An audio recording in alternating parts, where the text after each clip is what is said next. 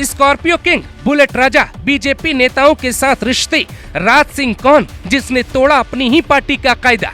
राज सिंह की बहन रोई, परिवार आजमगढ़ डीआईजी के पास पहुंचा। बंगाल में सीबीआई की एंट्री, लेकिन कई सवाल अधूरे।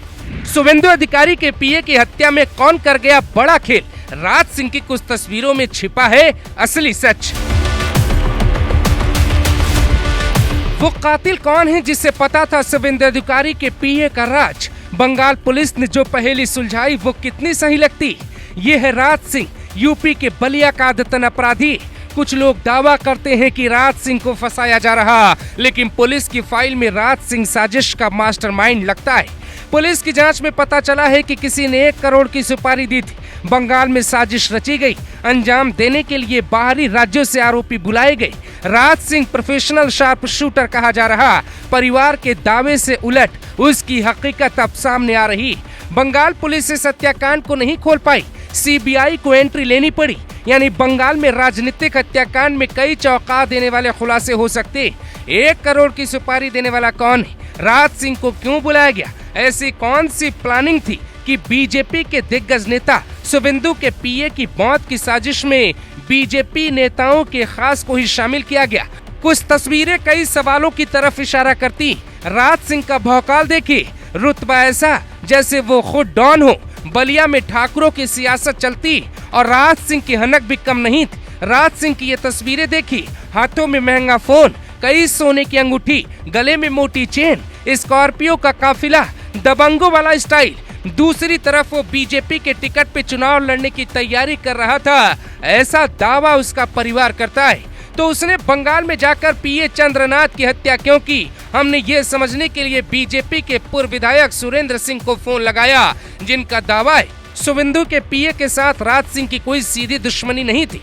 टेक्निकल एंगल में नाम हो सकता है, हर मामले में राजनीति नहीं होनी चाहिए। समाज को किसी क्षत्रिय और ब्राह्मण की बजाय किसी बांग्लादेशी पे शक था, लेकिन पैसे के लालच में हत्या कर दी गई। कहीं न कहीं ये लोग जुड़े। अच्छे इंसान को पैसे के लिए मारा गया। इंसानियत की हत्या करने वालों को भी कठोर सजा मिलनी चाहिए। बलिया में कई नेताओं से बात करने की कोशिश की, लेकिन कोई बीजेपी नेता खुलकर बोलने को तैयार नहीं। यानी दाल में कुछ तो काला है।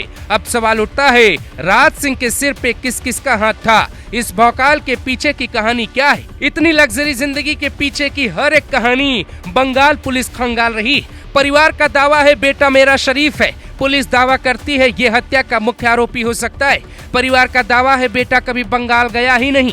पुलिस का दावा है राज का यूपीआई टोल पर स्कैन किया गया।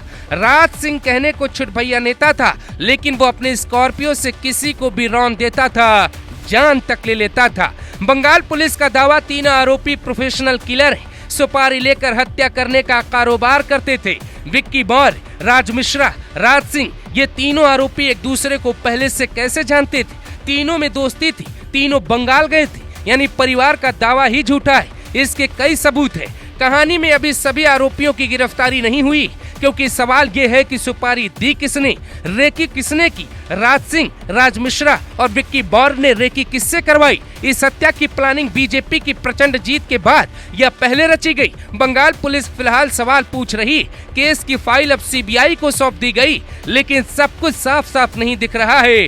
तीनों आरोपियों का बंगाल कनेक्शन ढूंढा जा रहा है। अब तक खुलासा नहीं हुआ तीनों का आका बंगाल में कौन है। इसका पता क्या सीबीआई लगा पाएगी? अगर नाम पता चला तो क्या सीबीआई कोर्ट को बता पाएगी? क्योंकि राजनीतिक हत्या होने के बाद भी कानून के जानकार कहते हैं कि इसमें दोनों तरफ का कोई भी आरोपी हो सकता है।